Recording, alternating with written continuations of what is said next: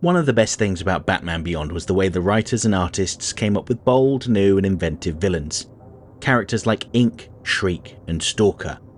But something they were also pretty good at was how they made use of pre-existing villains like Spellbinder, Falseface, and the subject of today's video, Starro.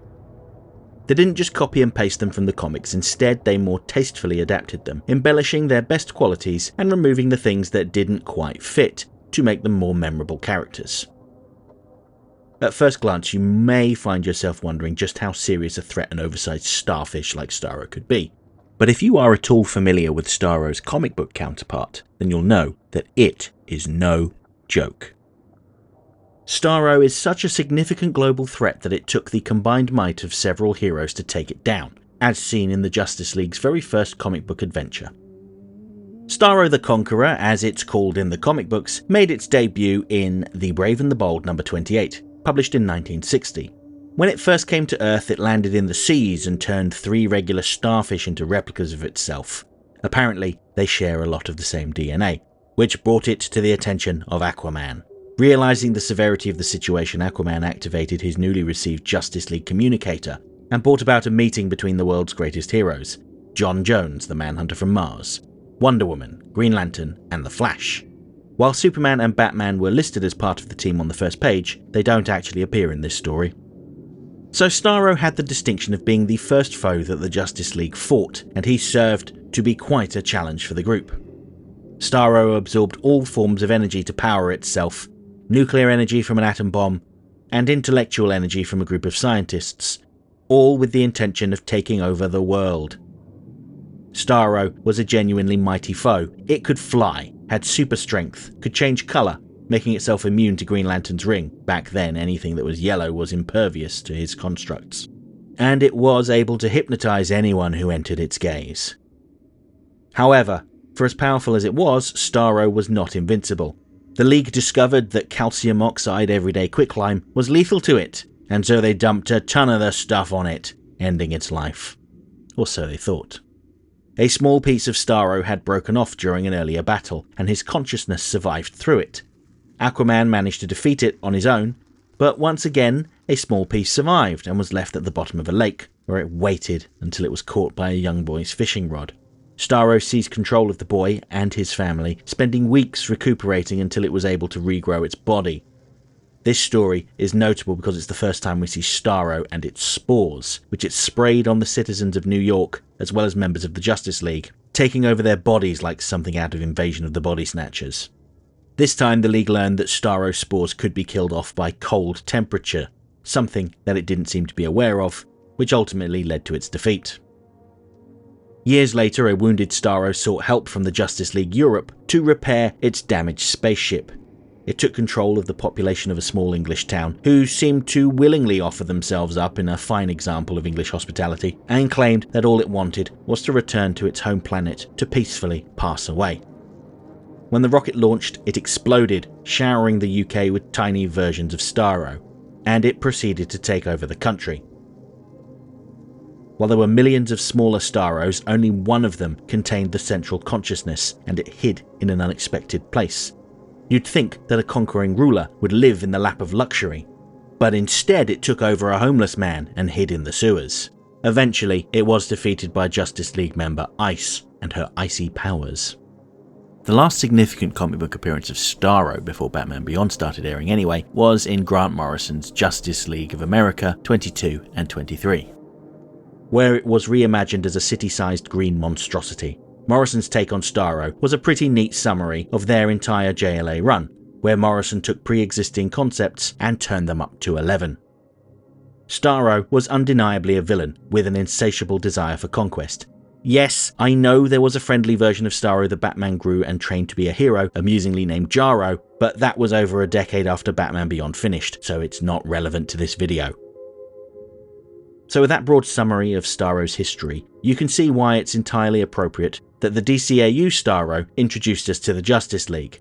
Remember, Batman Beyond aired years before the Justice League got their own show, despite the fact that it's set in the far future. Having said that, it's worth pointing out that Starro technically made its first appearance in Superman the Animated Series as a blink and you'll miss it cameo during the episode The Main Man Part 1. Starro can be seen in the foreground aboard the Preserver's giant menagerie of endangered species. For anyone not familiar with the Preserver, he was an alien that flew around the universe collecting the last survivors of various species in an attempt to ensure their survival. Sounds like a noble cause, but the reality was that he was robbing them of their freedom, locking them up in small enclosures. While he initially avoided advanced sentient life forms, he decided to hire the bounty hunter Lobo to capture the last Kryptonian, Superman, for his collection. The irony was that Lobo was also the last of his species, and was also captured by the Preserver, which would prove to be the Preserver's undoing. Superman felt pity for the creatures on board the ship and took them to his Fortress of Solitude, where they could live out the rest of their lives in peace and safety. While Superman's intentions were good, he had no idea where any of the creatures were from, so it's not like he could take them back. And it's not like he could just release them into the wild.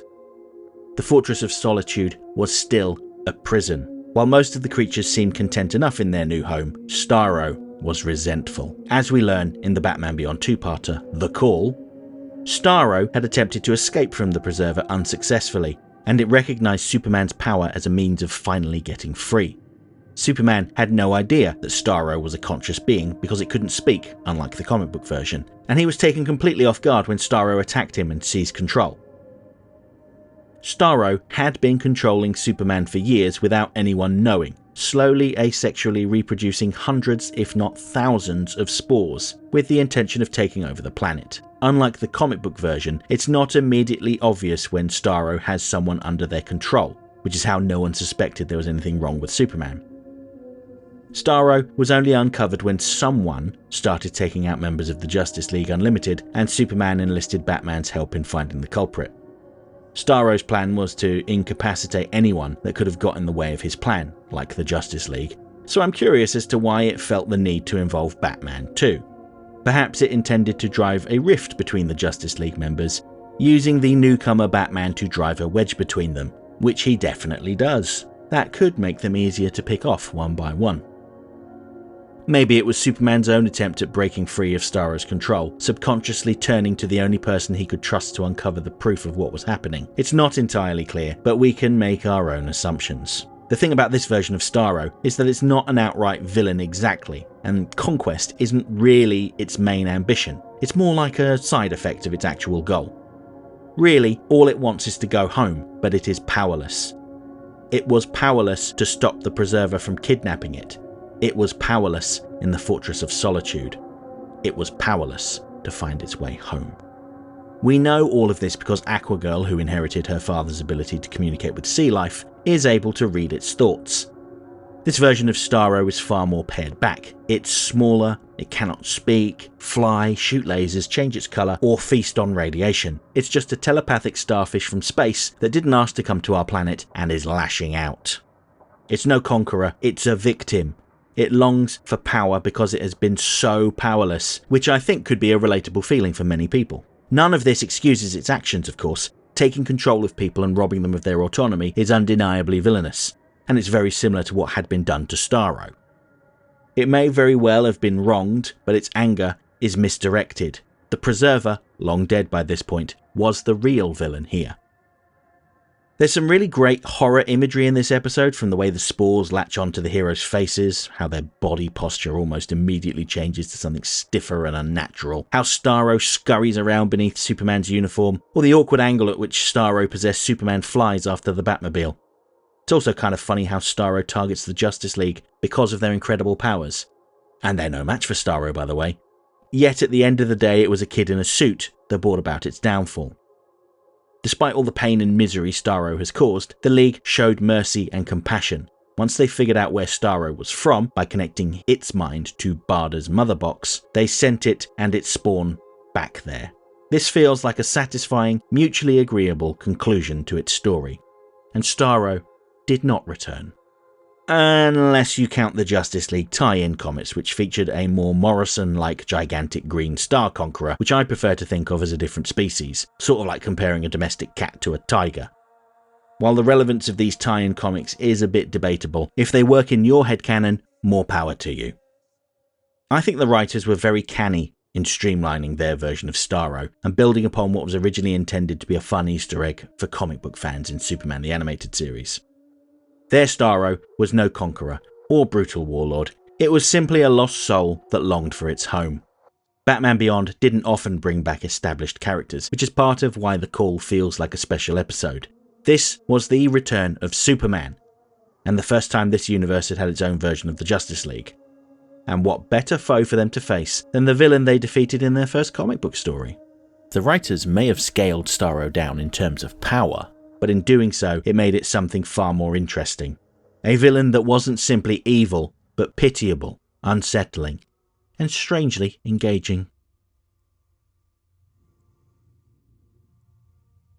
Okay, that's it for this week's essay. If you liked the video, don't forget to like, share, subscribe, leave a comment, tell all your friends about me. You know how YouTube works. If you really enjoyed the video and have the means, please consider making use of the thanks button to send a buck or two my way, because every little helps. I offer channel memberships for $1.99 a month. This will get you early access to my weekly video essay, priority responses to your comments, members-only videos, custom emojis, and an icon on your profile indicating that you're one of my people. And special thanks to my channel members. Everyone who was a member at the time of this video's creation is listed on the screen right now. If you want to see your name amongst all these wonderful people, join the channel now.